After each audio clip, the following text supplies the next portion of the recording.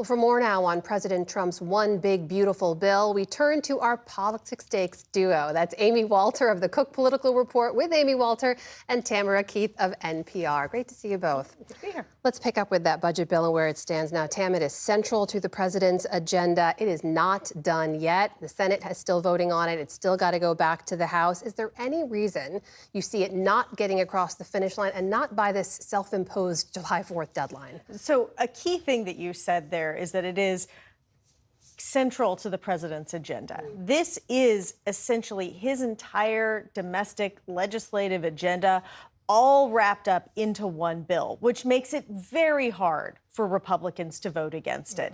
And I think it's really important to remember that this is not the Republican Party that came in with him 8 years ago. This is his Republican Party. This is a very compliant Congress. There have been numerous other bills where we have all looked at each other and said, oh my gosh, there are so many problems. Is this really going to pass? And there are all these people speaking out, these Republicans with all these complaints. And then what happened? They folded. And so unless something dramatic happens, and it can, it absolutely can, at some point, this is going to pass. Now, President Trump had talked about really wanting it done by Independence Day. Yeah. Speaker Mike Johnson actually said that the president wanted to have a celebration on Independence Day. He said it would be epic. Yeah.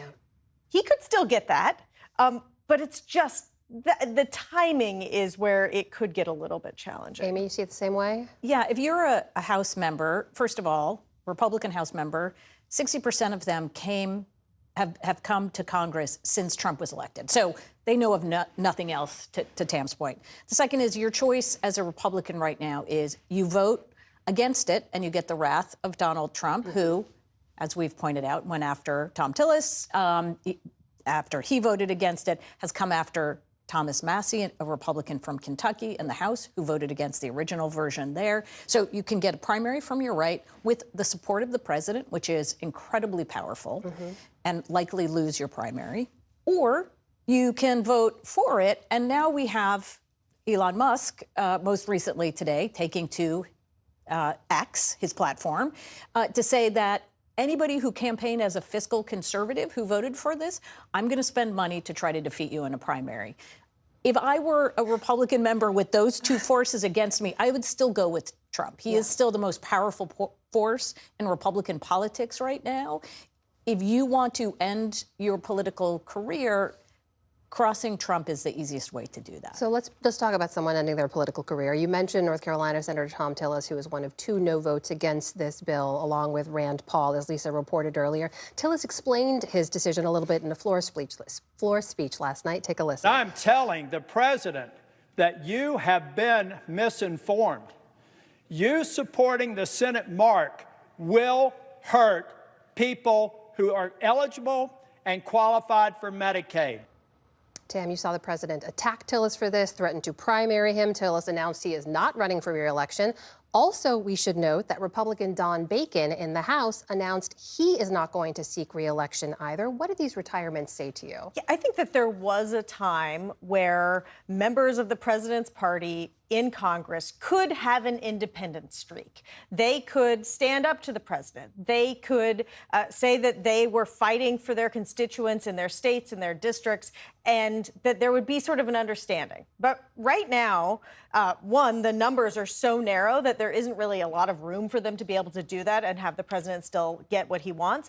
And also, President Trump has run out of the Republican Party, made it very uncomfortable for anyone who has crossed him anytime since he took office. There's a long list of former senators and former members of the House who either voted for impeachment or expressed concerns with the president or any number of things.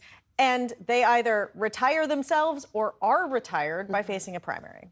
Yeah, and remember, Don Bacon represents one of only 3 districts in the country that voted for Kamala Harris and a Republican member of Congress, which goes to the bigger challenge for Congress right now. Tam's point about there being these sort of iconoclasts is true, but part of the reason that they were in Congress then is that they also tended to represent these split ticket districts. There are very few of those left.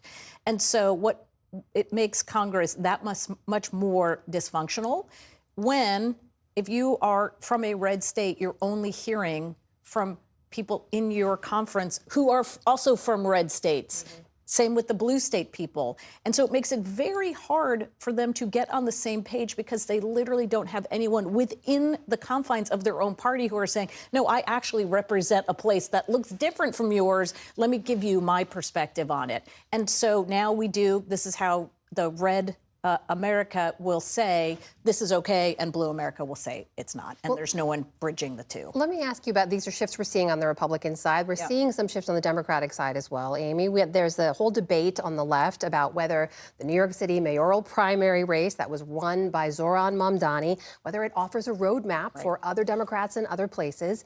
Does it? I think what he has shown is that we talk so much in politics about there being the spectrum of policy, about being left to right. This is really what he's putting forward for Democrats, I think, is that politics really now is about being somebody who's willing to break norms and go against institutions, or somebody that's going to stand for it, for the status quo. In 2020, Democrats were desperate to talk about returning to normalcy, and they put as their placeholder Joe Biden. That does not work in this current era. And I think what Democrats saw in the last election was they put a norm person up, somebody who was going to protect norms. That person lost to somebody who said he was going to break the status quo in institutions. I think Democrats taking from this Mamdani as well as other races, that idea similarly, that we need to put candidates forward who are going to break things and have a plan to fix them, but not ones who are saying we need to go back. Tam, give you the final word here. Someone who covers the president. If you take a step back here, the budget bill seems to be moving forward. He's off a big NATO trip. He had a couple of big Supreme Court decisions go his way. This has to be a White House that feels pretty good about where they are. They are feeling pretty good, but every time you have a problem solved, there's another problem to solve, and we still have the one big beautiful bill that they are trying to heave over the finish line by July 4th. And then there are other deadlines, these trade deadlines. President Trump obviously created those deadlines. He can move them, but this moment could come to define his presidency. Tamara Keith and Amy Walter, great to see you both. Thank you so much. Welcome.